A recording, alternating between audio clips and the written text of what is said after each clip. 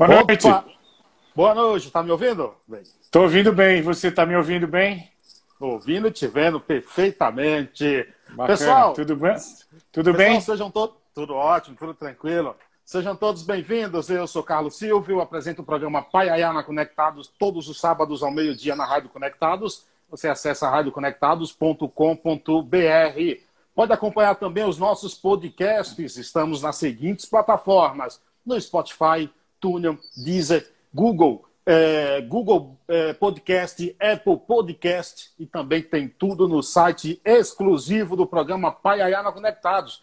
Lá você acompanha as colunas do escritor Darlan Zurk, do jornalista e pesquisador de cultura Assis Ângelo e também do jornalista e crítico musical Sérgio Martins. Hoje, 10 de julho, edição de número 107 do Em Quarentena. Já passaram por aqui, nessa 107. série de entrevistas, 106 personalidades importantes falando dos mais variados temas. Hoje não é importante. Personalidade de extrema importância para o esporte brasileiro, para o país.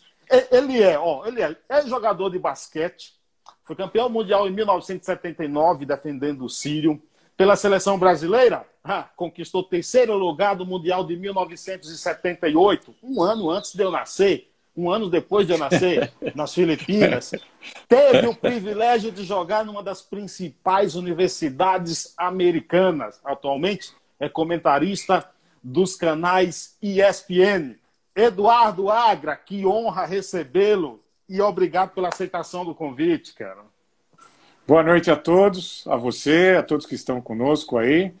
É sempre um prazer quando eu tenho oportunidade de conversar sobre basquete, sobre televisão, sobre educação, sobre o assunto. Eu tenho acompanhado aí as suas lives e é legal que é uma coisa bem variada mesmo, temas variados, né?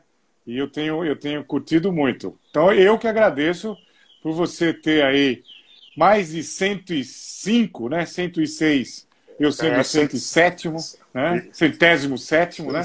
Eu que agradeço a honra de estar aqui com vocês e é sempre um prazer conversar sobre esse esporte que é o amor da minha vida há 52 anos. Eu conversando com Elvídio Matos, de quem nos tornamos amigos até, ele falou, você tem que levar tem que convidar o Agra para bater um papo. E tá aqui, dois nordestinos, eu baiano, eu lá do Paiaiá na Bahia e ele de Pernambuco, né, Agra? Você faz o programa da Bahia? Não, eu moro em São Paulo. Agora você mora em São Paulo. E você está quantos anos você está aqui? Eu estou aqui em São Paulo há 21 anos e meio. Para dar uma leve explicação, eu saí da Bahia com 21 anos e meio também. O Paiaiá é um povoado, município de Nova Açores, Bahia, a 225 quilômetros de Salvador. O nosso querido povoado só tem apenas 600 habitantes. E lá nós temos hoje a maior biblioteca comunitária do mundo, com 130 mil livros, entendeu? Que é o nosso tesouro. Muito sensacional. Muito legal. Eu nasci em Recife. Recife, Pernambuco. Né? Aí eu vivi lá até os 17 anos, quando tinha esse sonho de me tornar um jogador de basquete olímpico. E aí recebi uma proposta e vim para cá em 1975. Então, eu nasci em 77. Então, eu estou entregando a idade, aí não tem jeito. E aí vim para cá. Cara, mas só tem uma coisa pior do que ficar velho, viu? É não ficar, viu? Então, mas aí vim para cá e iniciei minha carreira de basquete profissionalmente aqui em 75, no Esporte Clube Sírio, né? Tive a sorte de chegar para um time que estava sendo montado para ganhar títulos, né? E foi o que aconteceu até 1980. O Sírio ganhou tudo na América Latina, né? E mais tarde, em 79, o Campeonato do Mundo. Então eu tive muita sorte, porque quando eu cheguei, esse time estava sendo formado, né? Um time que depois veio a ter Marcel, Oscar, Marquinhos Abdala, Dodge, Marcelo Vido, Sayane. Desses que eu lhe falei, todos eles, em algum momento da carreira, foram jogadores olímpicos. Em Sim, algum sim. momento da carreira, foram para um campeonato mundial, né? Eu tive a sorte de ir com o Marcel, com o Oscar e com o Marquinhos e o Marcelo Vido para o Campeonato Mundial das Filipinas. Nós fomos medalha de bronze em 78. Foi a última medalha que o Brasil trouxe em campeonatos mundiais masculinos, Sei. 1978, com 42 anos atrás. E eu tive a 42 felicidade anos. de estar nesse time aí, né? Fiquei Que os maravilha. primeiros 6, 7-5, 7-5, 7-6, 7-7, 7-8, 7-9, 5 anos. Os meus primeiros 5 anos de carreira profissional foram no Sírio, né? Agora, Agra, me diz Quando... uma coisa. Sim, Me diz uma coisa. Você viveu até os 17 anos, você falou lá em Recife. sim, O que é que te leva para o basquete? O que é tá. que te influencia? Você vem de família de Você, atletas? você já foi visitar Recife? Não, eu não conheço Recife, entendeu? Porque Então você precisa ir, você quem precisa diz ir que visitar lá. Recife é uma cidade de cabra valente pra caramba, eu sou meio É nada, medroso. é nada. Nós somos mais sensíveis do que valentes, na verdade. Valente. Né? Então, você que gosta muito de livro, né? Claro. Recife sempre foi uma cidade de uma cultura muito forte, né? Artística, de música, de teatro, de literatura, né? A gente lá tem essa cultura bacana. Então, eu nadava, eu queria ser um nadador olímpico. O meu clube, o Clube Português do Recife, tinha lá nas fileiras, eu sempre fui muito forte na natação, e tinha um nadador olímpico. E eu achava isso com 10 anos o máximo. Eu falei, pô, eu vou nadar na Olimpíada. Então eu só queria saber de nadar. O meu pai, professor Newton Agra, a minha família está toda lá, duas irmãs, irmão, meu pai, ele foi um árbitro internacional de basquete. Ele foi um árbitro da FIBA.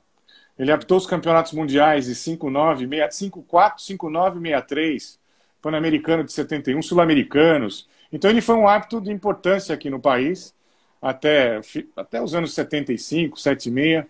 E ele, nas férias de julho, nós somos em 4, os 2 meninos ele levava com ele para os campeonatos brasileiros de seleções que ele ia apitar. E me levou para um campeonato em Belo Horizonte, foi a primeira vez que eu vi basquete. Arena cheia, São Paulo, Minas Gerais, naquela época Guanabara, Pernambuco, e eu me apaixonei pelo jogo de basquete. Então, quando eu voltei para Recife em 1968, falei para o meu pai, ó, vou trocar de sonho, eu não quero mais ser nadador olímpico, não, eu quero ser jogador de basquete olímpico. Qual a E tua aí, cara, estatura comecei você a... tinha? Não, eu Você nunca tá... fui muito alto, não, até hoje, né? Eu tenho 1,96 m, mas para basquete, na maioria dos times que eu joguei, eu era um dos mais baixos, né? E lá também nunca fui muito alto, não. Mas comecei a jogar com os 12 e em 1975, aos 17, eu me transferi para São Paulo, né? Mas tinha essa altura, sempre era 92, 93, aqui é que eu cresci um pouquinho, cheguei a 1,96 m hoje, né? Agora estou começando a É, encolher, tá começando você a dar tá, uma caída na altura. tá começando a Tá crescer para começando os lados? Não, né? Diz que quando a gente fica velho, Não, cresce para os lados, né? graças a Deus, acho que dá para você ver pelo meu rosto, isso aí tenho conta. Passei uma época muito gordo, mas depois que eu passei dos 56, 57, falei, não, vou começar a me cuidar, senão vai ser triste a caminhada aí. Então agora, Tá. graças a Deus, deu uma equilibrada no corpo. Você fala que veio para São Paulo com 17 anos, e eu gostaria até Isso. de saber, através de quem ou do que você vem, mas antes, eu gostaria até que você falasse de uma história que você, É, lá em Recife, você tá. se interessou por trazer um garoto chamado Pedro Gomes para São Opa, Paulo. E opa. aí você chega para ele e fala que tem interesse em trazer, ele foi falar com a mãe, e a mãe diz que não vem, e chega para o filho e diz, ó, você só vai se ele te der comida, roupa, cama, mesa, banho, tudo. E aí o rapaz chegou para você e falou, ó, minha mãe falou isso, isso e isso. Aí você falou, eu topo. É verdade essa história? Da onde você conhece o Pedro? Eu não o conheço. Contaram para você a história. É assim, ó. Quando eu vou a Recife, eu gosto muito de ver as pessoas do basquete. Graças Sim. a Deus eu mantive todos os meus amigos. Invariavelmente eu tento ir pelo menos 2 vezes por ano. Antigamente ia mais vezes, 4 vezes. E sempre quando eu voltava lá, eu ia ver os meus amigos, eu ia ver treino, eu ia ajudar em treino de basquete. E acabei conhecendo o Pedro num treino de um técnico amigo meu, o professor Rildo Ascioli, né? E o professor Louro. E eu vi o Pedro e eu me vi no Pedro. Entendeu? Magrão, os braços compridos, alto. E como eu joguei no Sírio 8 anos na minha carreira, eu fui sócio do clube, sou sócio até hoje, e tinha uma influência grande. E nessa época o Sírio ainda disputava os campeonatos da Federação Paulista de Basquete. E liguei para o Dodi, meu amigo, que foi o capitão do time de 79, que era o diretor de basquete na época. Eu falei, Dodi, tem um menino aqui, cara, que eu me vejo muito nele. Um moleque com os braços compridos, magro, alto, atlético, inteligente. Quer vir jogar em São Paulo. Agora a mãe só libera se tiver casa, comida e estudo, principalmente. Porque o meu pai sempre falou para mim, cara, você pode jogar basquete no lugar do mundo que você quiser, contanto que você estude. Então eu vim para cá, terminando o terceiro colegial. Já tinha aquela pressão de ter que entrar na faculdade, porque eu fiz vestibular lá em Recife também. Se tivesse entrado lá e aqui não, eu teria que voltar. Ele falou, você pode correr atrás de bola o quanto você quiser, agora se não estudar, você volta. Entendeu? Então eu sempre dei muita importância, por causa dos meus pais, a minha mãe também, a dona Zélia, falecida, que também era muito exigente nesse aspecto. Ele falou, você pode ir correr atrás dos seus sonhos, agora você vai ter que estudar. Então eu sempre tive essa obrigação. Em 79, quando eu saí do Sírio para ir embora para os Estados Unidos, e eu vou contar mais para frente, também tinha essa obrigação. E aí eu vi o Pedro, falei, Pedro, vamos embora. Eu vou arranjar isso para você. Fui lá na casa da mãe dele, me responsabilizei, porque eu via ele no treino, né, do clube. Fui lá com o técnico dele, falei com a mãe, falei, não, a senhora pode ficar tranquila, porque eu fui assim. Meu pai só me deixou ir porque o Sírio me dava casa, comida e estudo. Se não me desse, meu pai não deixava eu ir. Então eu vou fazer a mesma coisa com o Pedro. A senhora tem a minha palavra. Cara, ele veio embora, ficou no Sírio 2 anos, fez sucesso, foi contratado para o Paulistano. Depois do Paulistano, ele estudou e hoje o Pedro, ele é fisioterapeuta. Olha, então, as promessas que eu tinha antes dele ir para o Paulistano, quem foi conversar com o Paulistano lá foi eu. Entendeu? Com ele. Falei, olha, é assim, cara, vocês me conhecem, as pessoas do basquete de São Paulo me conhecem. Então, esse menino aqui, assim, ele precisa de casa, comida e estudo. Se não tiver, ele não vem. E os caras pagaram a faculdade dele todinha. E ele se formou. Graças a Deus, foi um grande orgulho que eu tenho na vida é ter ajudado esse menino. Você falou para a mãe dele, aí, cumprir depois? Não, nunca falei. Essas coisas, essas coisas você não precisa falar. Agora, obviamente, quando eu vou a Recife, sempre ligo, falo com ela, procuro saber onde é que está o Pedro, como é que não está, entendeu? E ela sempre agradece. Mas isso aí é coisa que você faz com o coração, né, cara? Sim. Eu achei essa história nas minhas pesquisas aí sensacional, cara. Sensacional, entendeu? Não, mas é bacana. Por que você vem a São Paulo? Pode falar, desculpa. Não, então, quando eu fui para os Estados Unidos, eu fui porque o americano Larry Williams, que jogou no time do Sírio naquele campeonato mundial e nas outras competições, ele jogou de 7,5 até 81 lá, eu fui embora antes.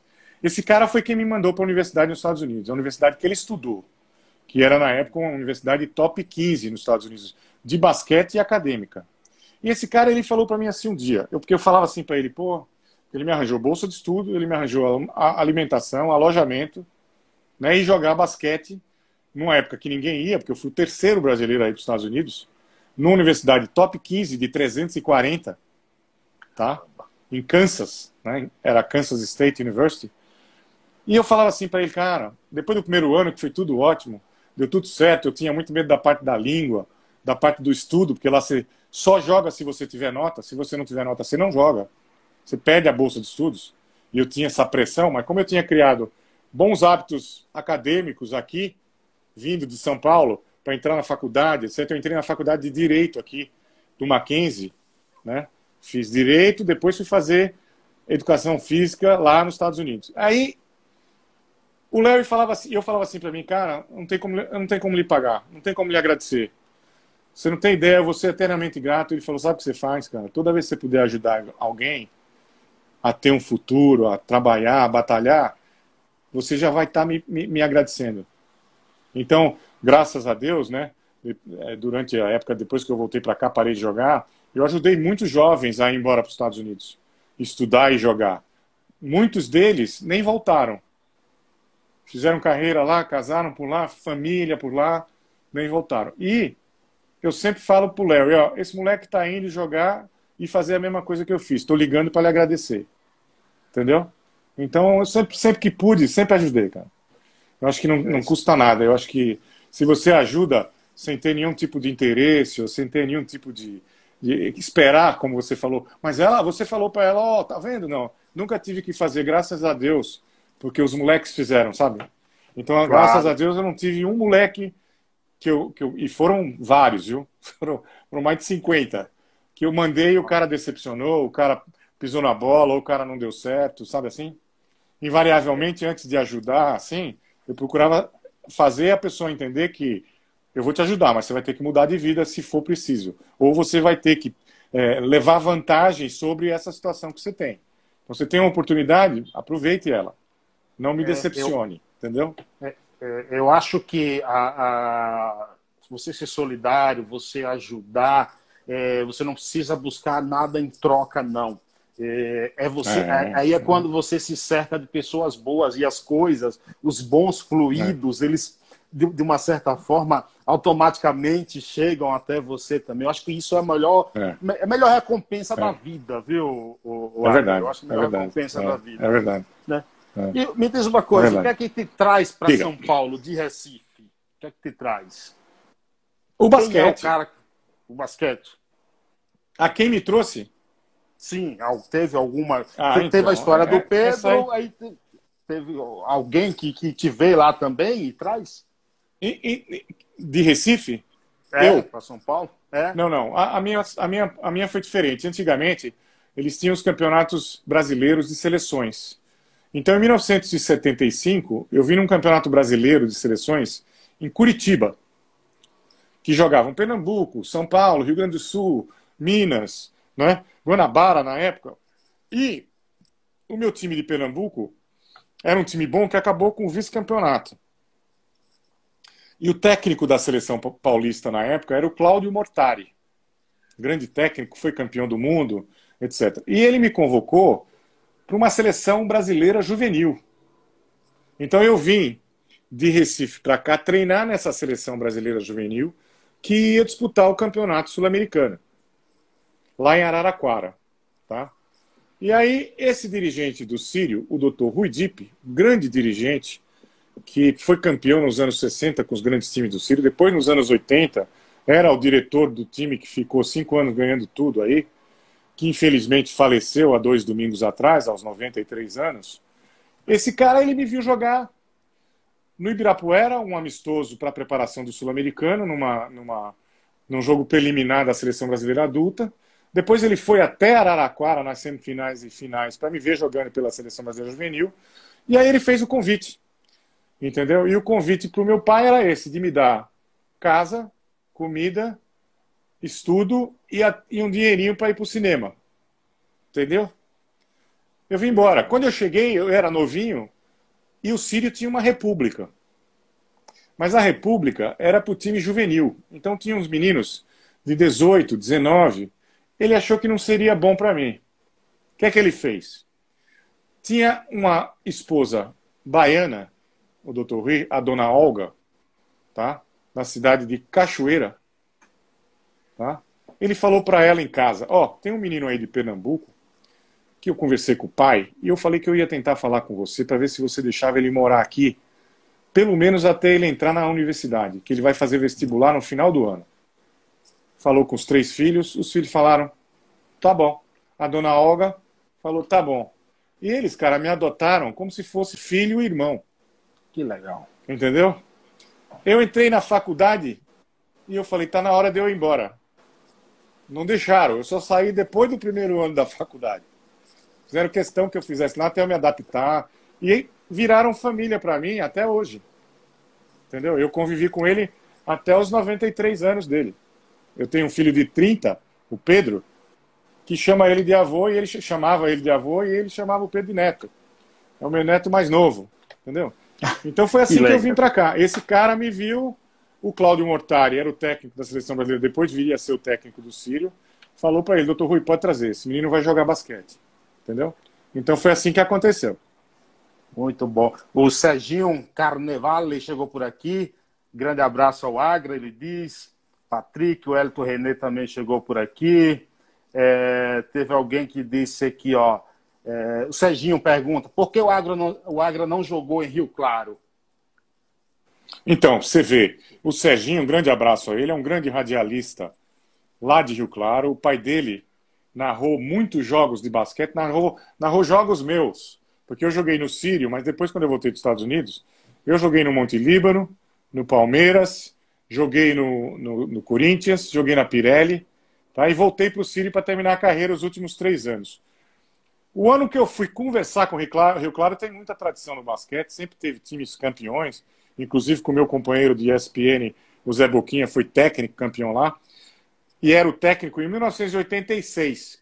Quando eu fui conversar com eles lá, e conversei, gostei muito, fui lá no Clube de Campo de Rio Claro almoçar, Serginho, com o doutor Narciso, eu tinha acabado de fazer um teste 2 semanas antes, tá? Numa associação binacional Brasil-Estados Unidos aqui em São Paulo, chamada Associação Alumni, que a maioria das pessoas conhece como aquela grande escola de inglês que chegou a ter aí 10 mil alunos de inglês, mas que na verdade era uma associação cultural Brasil-Estados Unidos que ajudava estudantes brasileiros a fazer mestrado e doutorado nos Estados Unidos. Eu fiz um teste para virar professor lá de inglês como segunda língua, 86, tá? E fiquei nessa dúvida. Vou para Rio Claro, fico aqui, começa a carreira, vou para Rio Claro, fico aqui, começa a carreira. Acabei ficando aqui em São Paulo, começando a carreira, por isso que eu nunca joguei em Rio Claro.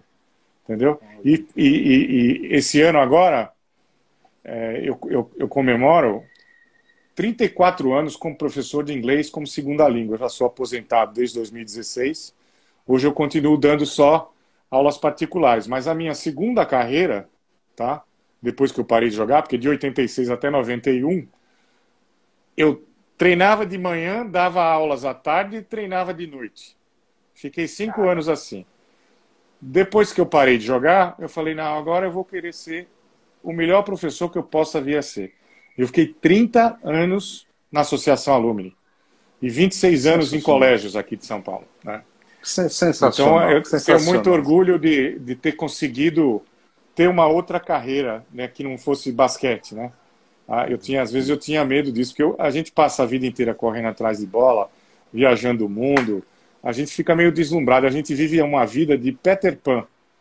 Então eu sou muito agradecido que em 86 eu tive que cair na real. Entendeu? Apareceu essa oportunidade, eu peguei e graças a Deus fui de 86 até 2016 trabalhando para a mesma instituição, e sempre trabalhando com adolescentes e pré-adolescentes, e foi uma forma que eu encontrei de não só ensinar a língua como segunda língua, né? Mas de ensinar os meninos como educador e tocar a vida de muitas pessoas, que eu espero que eu tenha tocado, entendeu? Claro, claro. O Serginho, ele perguntou então aqui, é por isso, viu, Serginho, por isso que eu nunca fui para Rio Claro, mas já fui jogar muito lá. Lugar bonito. O Serginho, ele pergunta aqui se o Paiá fica perto de Caetité, na Bahia. Não fica muito perto, não. Quem mais chegou por aqui? Ele fala que você não tá velho porque usa hidratante, entendeu? Esse Serginho, ele sempre me põe fria. Né? O Rodrigo Digão, lá em Alagoinhas, Bahia, ele diz: melhores anos da vida foram jogando basquete, desde a seleção juvenil de Guarulhos a clubes como Tietê e Espéria. Ele está acompanhando a gente lá e fala que a mãe dele também não deixava treinar.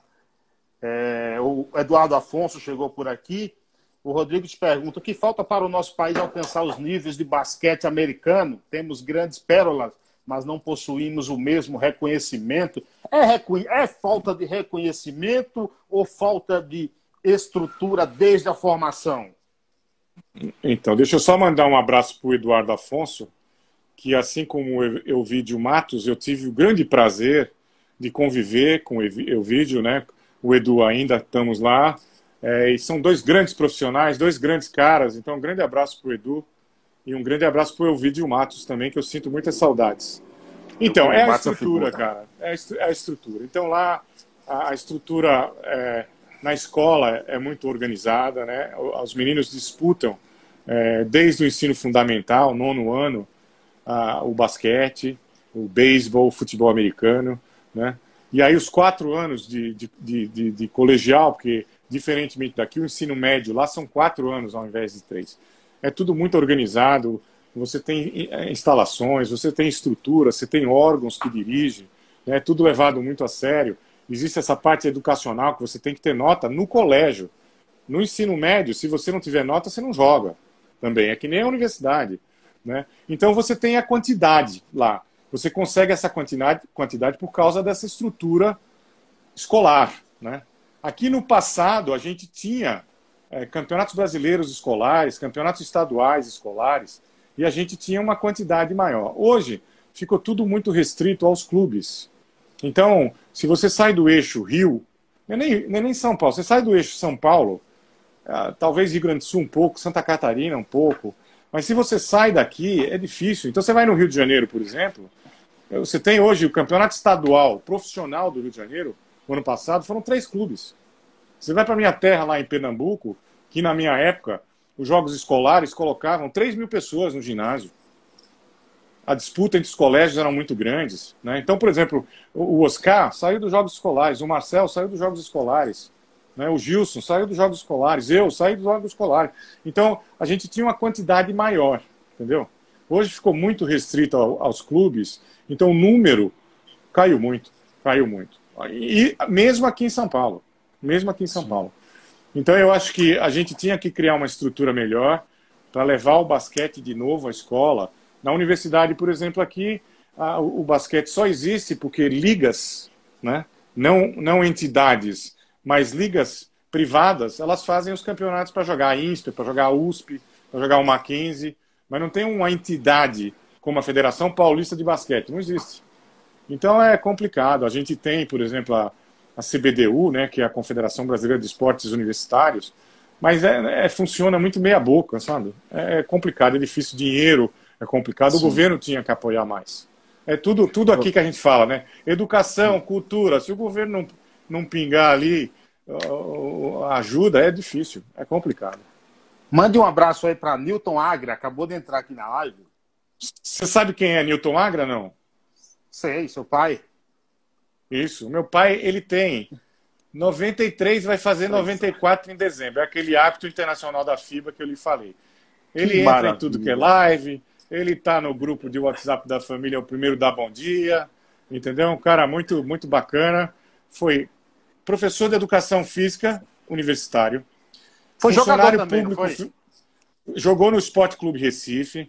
Foi funcionário público federal e trabalhou até se aposentar. Se formou em arquitetura aos 67 anos. E foi professor universitário lá na Faculdade Exuda, lá no Recife, de arquitetura. 90% das casas que eu morei em Recife, ele que desenhava, enquanto não era formado, dava a planta para alguém assinar. E ele que construía a casa, a gente, na maioria das vezes, morava numa casa, do lado era a futura casa, porque ele construiu um monte.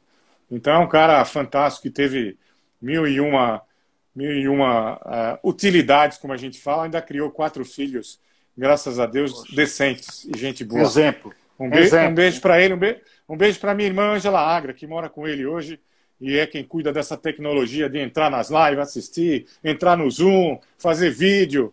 Então um beijo para eles dois. E um beijo para minha irmã Márcia e meu irmão Mário também, lá em Recife. Um grande beijo para seu Newton, 93 Obrigado. Anos. Eu acho que é uma felicidade aí tê-lo assim como um exemplo. Eu perdi meu pai agora em novembro, aos 71 anos, minha mãe com 61. E assim, eu tenho meu pai como exemplo também. Poxa, o seu Newton merece um busto na praça do gigante, assim, entendeu? Pô, isso é sensacional, sensacional. E é bom agora, porque ele sempre foi um cara bacana. Fala.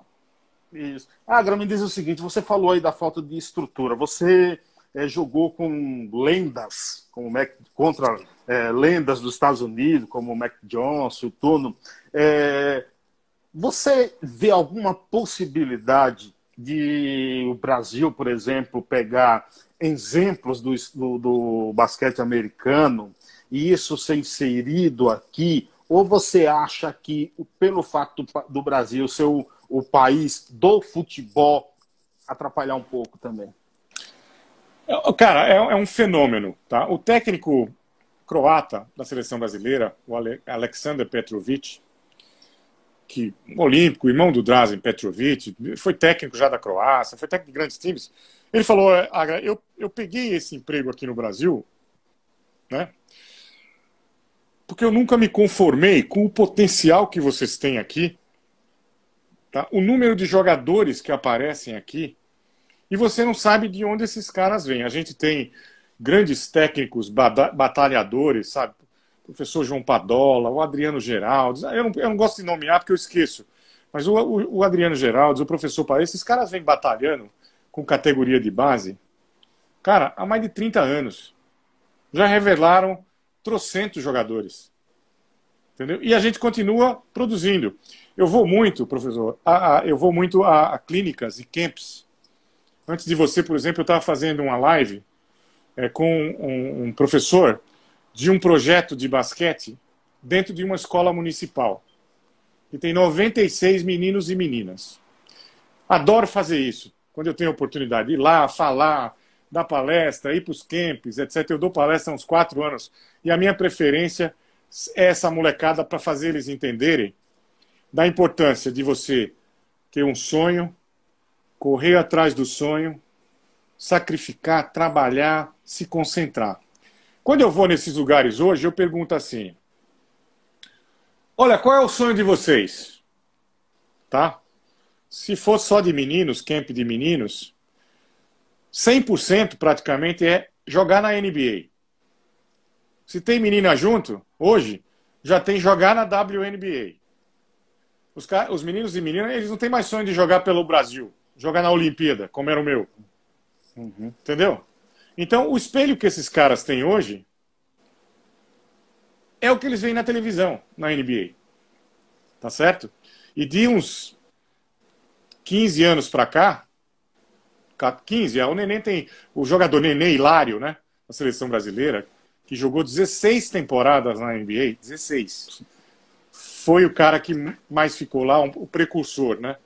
Mas depois disso, sim, a gente tem, hoje, 3 caras que foram campeões da NBA. O Leandrinho, o Anderson Varejão, o Thiago Splitter. Então, a gente vê aparecer esses caras, a gente não sabe de onde. Então, por exemplo, o Raulzinho joga hoje no Philadelphia 76ers. Tá? Sabe onde ele iniciou a carreira dele? Em Poços de Caldas. Minas Gerais. Minas Gerais. Tá? Então, hoje, eu estou falando de 2 atuais, né? Do Chicago Bulls, né? Um menino de Minas Gerais, de Pouso Alegre. Tá? O Cristiano Felício, de Pouso Alegre. Ele começou a jogar basquete em Pouso Alegre, em Minas.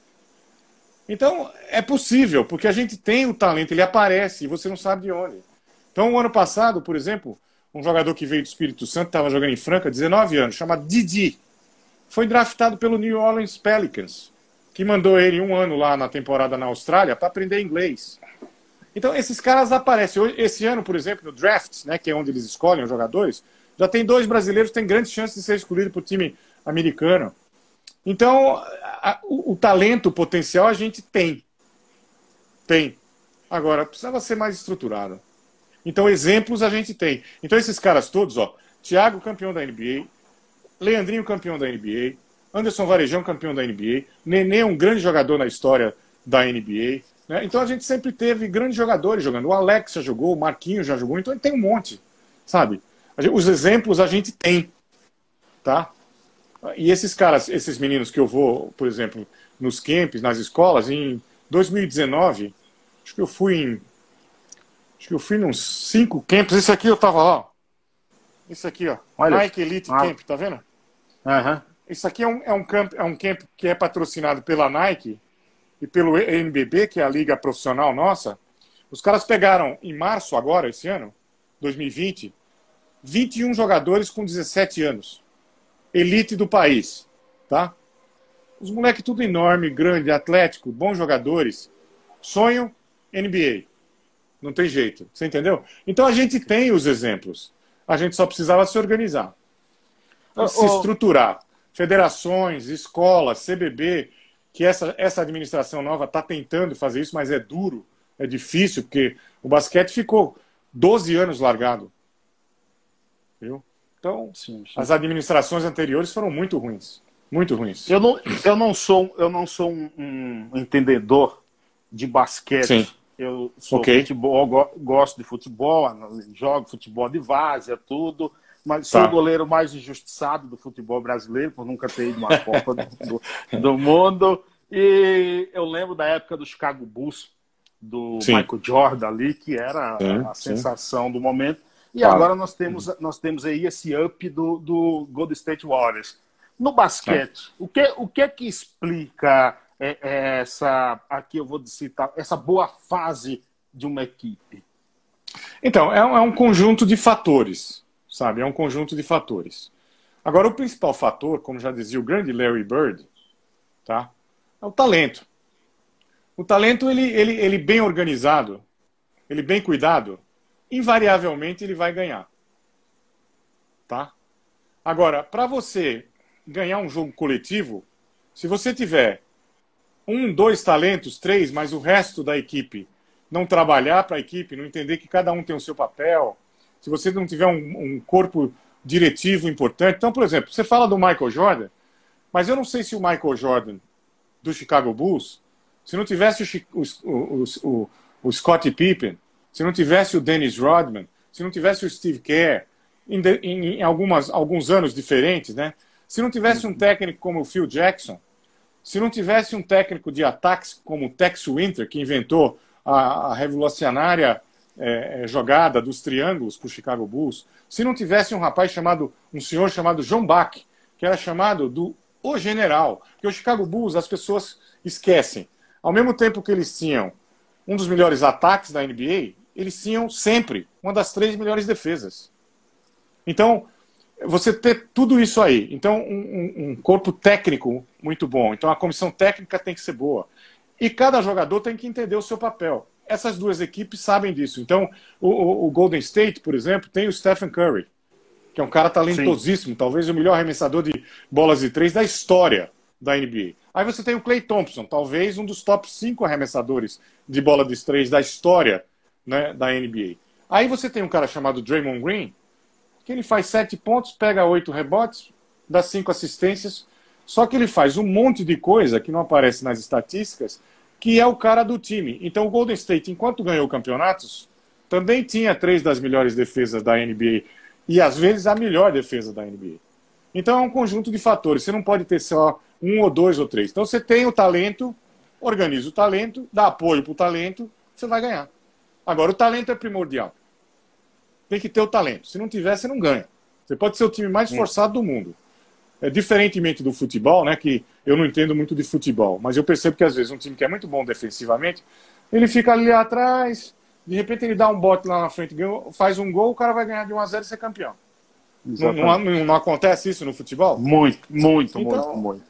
Então, agora no basquete é difícil. Você tem que ter os dois lados, você tem que ter o talento, você tem que... Porque o jogo, você joga na NBA aos 48 minutos, na FIBA aos 40, né? E você tem que ser consistente. Normalmente os times que têm talento, são organizados e têm consistência, acabam vencendo.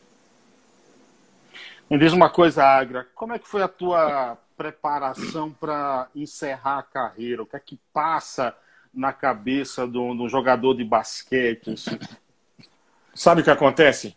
Eu, quando estava na minha boa fase, na minha última fase, eu vi muitos ex-companheiros meus, porque eu durei muito, eu durei umas 4 gerações, cara. Eu joguei com o Biratã e com o Hélio Rubens. Depois eu joguei com o Marquinhos, com o Carioca, com o Fausto, com o Adilson, com o Robertão. E depois joguei com a minha geração, que era o Marcel, o Oscar, o Gilson, o Marcelo Vido. E na última geração, eu não joguei na seleção, mas joguei contra, joguei a favor de Cadum, de Guerrinha, de Israel, esses caras todos. Então eu durei muito. Mas eu vi na minha carreira alguns dos meus ex-companheiros, em fim de carreira, que o cara decai fisicamente, decai tecnicamente, os caras não pararem por vontade própria. Os caras foram parados. Você entendeu? Então eu tinha isso muito bem resolvido na minha cabeça. Eu falei, eu quero parar por cima. Eu não quero parar por baixo. Eu quero parar bem fisicamente. E um dia falar, não quero mais. Então, quando eu estava em 81, 91 no Sírio, que eu fui encerrar minha carreira no Sírio, que era o meu clube do coração, e joguei 3 anos lá. O técnico era o capitão do time que foi campeão em 79, era o Dodge. E eu falei para ele, ó, cara, eu quero encerrar minha carreira aqui. Você venha aí, quanto é que vocês podem me pagar? Tá? Não interessa. Eu não quero favor seu. Eu não quero que você me proteja. Você me conhece. Eu sempre fui um cara muito competitivo. Eu quero brigar para terminar minha carreira jogando. Tá? Se eu não estiver bem, você não me põe para jogar. Tá? Eu não quero favor. Terminei a minha carreira com 34 anos. Talvez o maior ponto forte da minha carreira, e hoje eu enxergo isso bem já há algum tempo, eu não tinha aquele talento todo. Sabe aquele talento que eu falei para você? Do craque no futebol, por exemplo? Não tinha. Mas eu era um cara muito, muito, muito esforçado. Eu treinava demais. Eu trabalhava demais. Então eu acabei a minha carreira, fisicamente, em forma. Entendeu? No meu último ano, eu saía do banco, era uma espécie de um sexto homem, mas jogava bastante minutos. Mas inteiro fisicamente. Inteiro. Entendeu? E era assim que eu queria terminar. O meu filho tinha nascido em 90, o Pedro. Amanhã ele faz 30 anos. Só tive ele. E a minha ex-esposa, a mãe dele, era uma comissária de bordo da Varig, que voava internacionalmente. A minha família em Recife. A família dela na Holanda. Não tinha ninguém aqui também. Quer dizer, então, eu tinha que ficar com o Pedro. E eu joguei um jogo em dezembro, tá? De 91, dezembro de 91. Meu contrato é até março de 92. Abril de 92. Eu joguei um jogo em dezembro, dia 20 de dezembro, e fiquei com saudade do meu filho. Serginho Carnevale, o jogo foi lá em Rio Claro, inclusive. Dia 20 de dezembro, nunca esqueço. De 91. Thiago Splitter chegou Serginho? por aqui também. Quem? Thiago Splitter chegou por aí. Um abraço para ele, grande cara. Foi campeão da NBA também com o San Antonio. Yes. É outro cara que serviu de inspiração para um monte de meninada aqui no Brasil, né? E aí eu cheguei nesse jogo, tava voltando de Rio Claro, eu tava com a saudade do meu filho, cara. Ele pequenininho, a gente não tinha ninguém aqui, tava com uma pessoa que ajudava a gente, né? Mas não tava comigo, nem tava com a mãe. No meio do caminho eu decidi, eu não quero jogar mais. Não quero jogar mais. Passou o Natal, passou o Ano Novo, voltei lá no clube, o clube que eu fui grato a vida inteira, né? O Sírio. Falei pro dirigente, falei pro técnico, o Dodge, meu amigo. Falei, cara, eu decidi que eu não quero jogar mais, não. Não, Dudinha, eu era sexto homem, eu estava bem fisicamente com 34 anos. Falei, não, joga mais um ano. Ele me chamava de Duda, meu apelido era Duda em casa, ele me chamava de Dudinha, o Dodge. Joga até abril. Eu falei, cara, não quero mais. Não quero viajar, não quero ficar longe de casa, eu quero cuidar do meu filho. O que eu tinha que fazer no basquete eu já fiz, cara. E eu sou muito agradecido. Tomei essa decisão assim e nunca olhei para trás.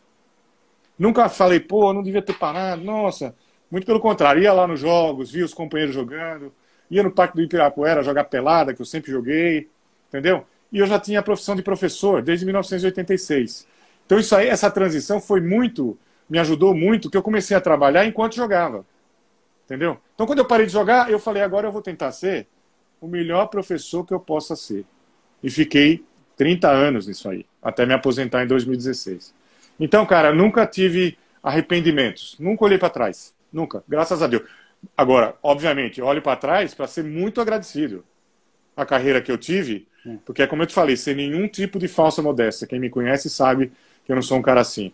Pro talento que eu tinha, cara, eu fui muito, muito longe. Muito. Entendeu? No trabalho, no esforço, no sacrifício. Eu era limitado.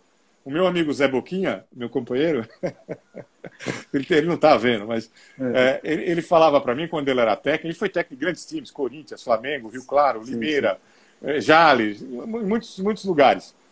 E ele falava assim para mim, quando eu jogava contra o seu time, eu marcava os outros caras, você eu deixava livre. Você só fazia a cesta quando pegava o aro distraído.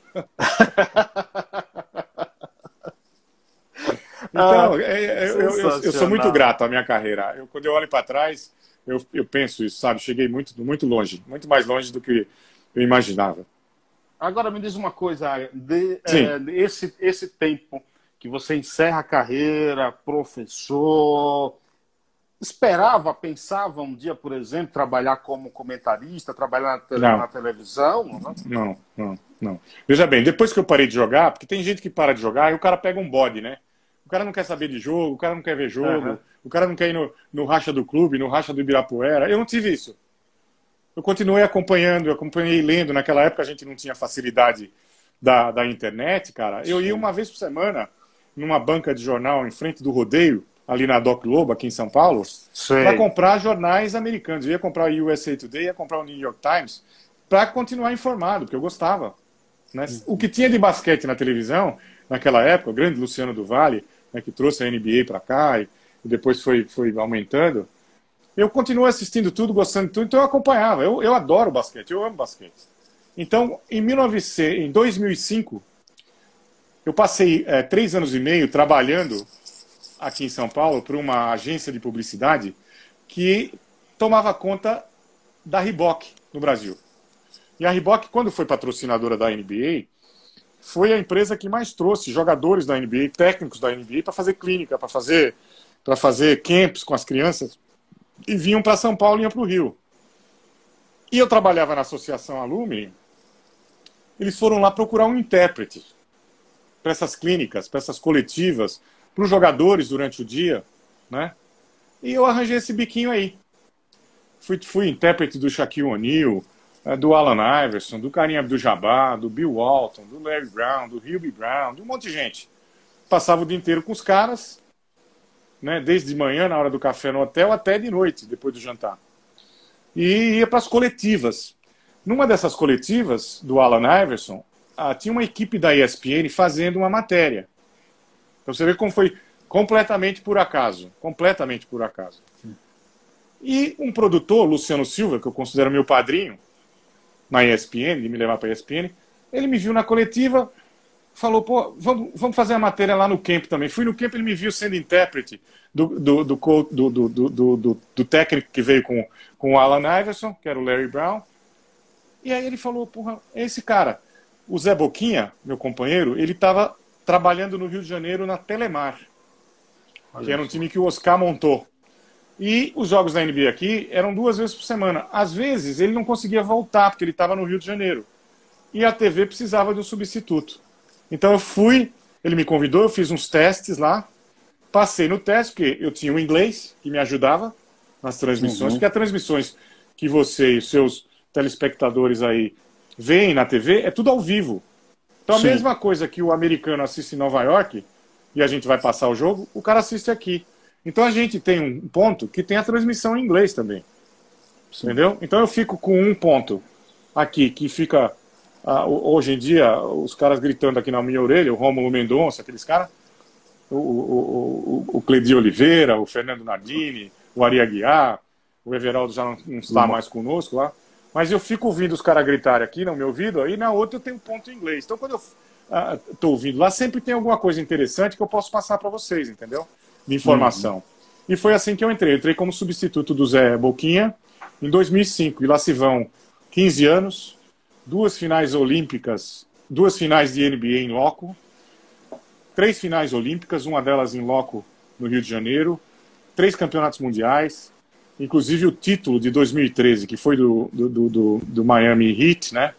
Eu estava lá, foi quando o Thiago já estava jogando bastante no time do San Antonio. No ano seguinte, o San Antonio perdeu esse ano. No ano seguinte, 2014, o San Antonio foi campeão da NBA. Então tive a oportunidade de conviver muito com o Thiago Splitter lá.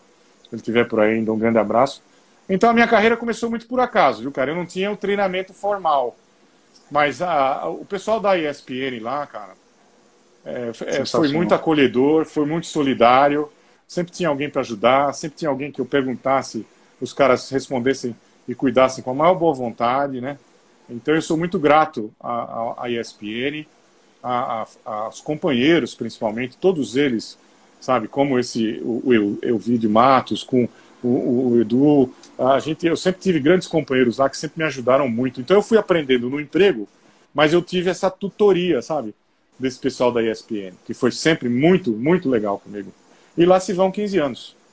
Elvídio Matos, você falou em Elvídio Matos aí, eu tenho a honra hoje de ter essa amizade com ele. E no dia 19 de novembro Foi o dia que meu pai faleceu na Bahia. Eu recebi a notícia e na hora eu liguei para algumas pessoas para avisar que eu estava indo também para Bahia. Eu fazia um programa no YouTube com o Elvídio e o Assis Ângelo. E na hora o Elvídio falou, mas você vai de carro? Eu ajudo na gasolina.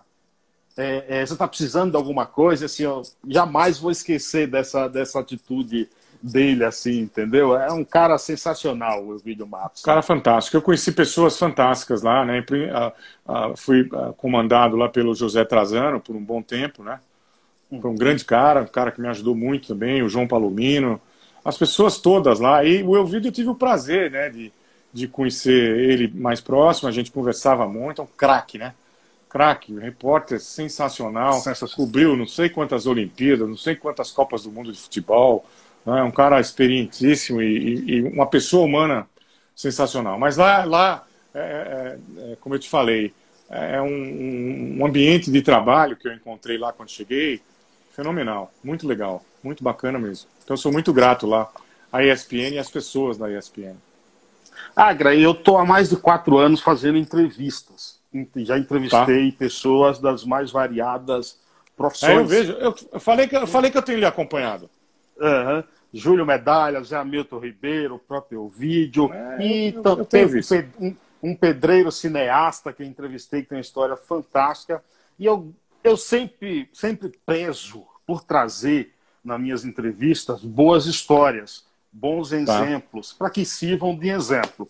Ouvindo a tua história aqui desde o início do bate-papo, percebe-se que você teve uma boa estrutura familiar, uma boa cabeça. Com certeza. E aí eu te pergunto, o que é que a tua vinda para São Paulo, tua ida para os Estados Unidos, Universidade Americana, basquete americana, dá para dimensionar um grau assim de colaboração para o ser humano, Eduardo Agra, essas tuas viagens, assim, como é que você, o que te melhorou, o que você tira de positivo disso? Então, eu penso assim, sabe, a minha sorte na vida é que eu tive a oportunidade de conviver com muitas pessoas boas, sabe? Então, quando eu cheguei no Sírio, eu fui muito acolhido, muito bem acolhido. Então, eu sou sócio do Sírio, tá? O meu filho com 30 cresceu lá. Porque lá eles tratavam você como família. Eles não queriam saber só de você, o jogador. Isso qualquer jogador do Sírio que jogou na minha época vai falar isso para você. Qualquer um. O Oscar, o Marquinhos, o Márcio, todos. Então me acolheram como família. O cara que me mandou para os Estados Unidos, ele até hoje ele me trata como o irmão mais novo. Eu falo com ele a cada 3 dias, graças a Deus a tecnologia hoje, a gente fala sempre. O Larry Williams, né? Que é como se fosse meu irmão mais velho mesmo. Quando eu cheguei lá nos Estados Unidos, numa cidade de 80 mil habitantes, no interior de Kansas, nos anos 70, cara, você imagina como era. Os caras pensavam que eu morava na selva, que tinha índio na rua, que tinha animal. Você entendeu? Então, de repente, quando eu cheguei lá, eu fui o primeiro latino-americano a jogar na universidade. Primeiro, em qualquer esporte. Mas as pessoas de lá, ao invés de me tratarem com preconceito, os caras me abraçaram e me cuidaram de mim, sabe? Dia de domingo, o refeitório, por exemplo, da universidade para os atletas era fechado domingo à noite, tá? Eu tinha dificuldade para escolher aonde eu ia jantar no domingo à noite para não deixar ninguém magoado, não deixar ninguém chateado. Que legal. Você entendeu? Então, eu acho que você recebendo, você aprende a dar. Você aprende a dar. Então, como eu sempre recebi muito, desde muito cedo, e isso eu aprendi em todas as etapas. Aqui em São Paulo, lá nos Estados Unidos, aí você vai falar, então tá bom, então é tudo um mar de flores. Você vem para uma selva em São Paulo, que todo mundo fala que é uma selva, e você quer dizer que foi tudo mar de rosas? Não, obviamente, você que está aqui há 21 anos e meio, sabe que a gente tem que lutar, tem que batalhar, que não é fácil, né? Mas eu penso sempre que você tem que pensar nas coisas que você aprendeu de positivo. Claro. As coisas que você recebeu. Então, eu recebi muito. Tive que dar murro de ponta de faca? Muito. Aqui e lá. Mas eu recebi demais. Então, eu sempre procuro pensar muito no positivo, sabe? Pelo lado bom. Sim. Aí você vai falar assim, ah, é a versão masculina da Madre Teresa de Calcutá. Não, não é nada disso. É só o que eu aprendi como pessoa, de você saber que você recebendo, você tem que tentar dar para alguém. Então, por exemplo, você me perguntar, eu vou aqui dar palestra, por exemplo, no colégio, na Escola Mobile, no Colégio Vértice, tá? No Colégio Santo Américo. Eu falei para você 3 colégios de super elite aqui em São Paulo que você conhece. Super elite. Sim, Tá? sim. O prazer que eu tenho aí falar com essa molecada sobre esporte e educação, eu tenho tanto ou mais de ir no Instituto de Superação, de ir lá na EF Coelho em São Mateus, tá? De ir na escola Jácomo lá na freguesia do Ó. O mesmo prazer ou mais. Ou mais. Então, Legal. eu acho que isso aí é importante. Esses lugares, por exemplo, quando eu vou, tá? Eu vou de coração. Sim. Eu vou de coração. Então, eu já fiz live, agora, nos últimos 4 meses aí, acho que uns 10 projetos sociais de escolas municipais. Mais do que com as particulares. Entendeu? Sensacional. Então, sensacional. cara, eu acho que receber você tem que dar em troca. Não tem jeito. Exato. Sempre foi assim. Meus pais foram assim, meus irmãos são assim. E a gente aprendeu assim, graças a Deus. Eduardo Nilton Agra Galvão, sinto-me honrado em ter batido esse papo contigo, por você ter disponibilizado esse tempo. Gratidão, Tá. Muito obrigado. Olha, eu que tenho que agradecer a você, a todos que ficaram com a gente, né, os seus seguidores, tá? Eu vou assumir um compromisso com você de mandar para você, agora, porque eu não tenho o seu WhatsApp, eu vou mandar o meu. Eu quero que você entre em contato comigo, porque eu tenho certeza que Marquinhos Abdala Leite, um pivô que jogou nos Estados Unidos, jogou na Itália, foi campeoníssimo aqui, jogou 16 anos na seleção brasileira, 2 medalhas em mundiais, 3 Olimpíadas. Esse é um cara que muito provavelmente gostaria de conversar com você também, eu gostaria que você conversasse com ele, porque é a história do nosso basquete. Então eu vou passar para você alguns contatos, vai ser de basquete, você tem que dar um tempo, porque eu sei que você está em todas as áreas.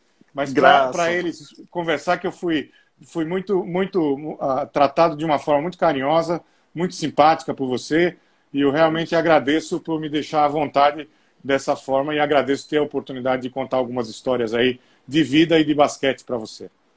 E para vocês que estão nos acompanhando. Obrigado.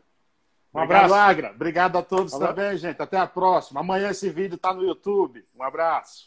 Abração. Tchau, tchau. Tchau, tchau.